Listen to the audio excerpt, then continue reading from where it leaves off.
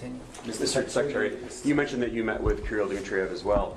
In order to stop them from dragging their feet and dragging this on, is there anything that you said, perhaps not threats, but is there anything that you said you wanted to see concretely from the Russian side in order to peace.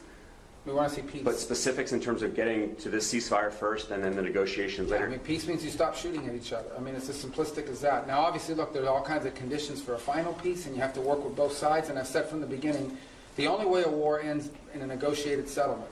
If it's not an unconditional surrender, then it is both sides make concessions. We're not going to prejudge what those concessions are, because those concessions will depend on what Ukraine will accept and Russia will accept. But we have to make concrete steps towards peace. What we're not interested in, and I'm not accusing them of this, I'm just telling you what we're not interested in is negotiations about negotiations.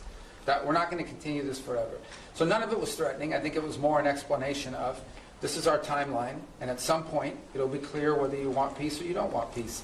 And that time is coming. It's pretty short. At the same time, as you now have seen, members of Congress have begun to file bills to increase sanctions.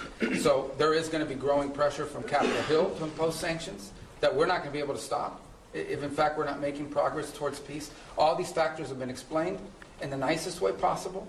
Hopefully he'll take that message back to Moscow, and it'll make clear that we need to begin to see real progress, or we'll have to conclude that they're not interested in peace. But let's hope they are, because I think it would be better for everyone. Are more talks planned?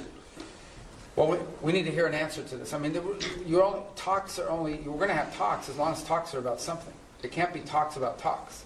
At the end, I think initially it was important to talk because we hadn't talked to them in a long time, but now we've reached the stage where we need to make progress. And if we're not making progress towards peace, then we have a set of factors that we have to take into account. But hopefully we are going to make progress towards peace. I remain optimistic that we can. It'll be hard, it'll be difficult, but I'm optimistic that it can.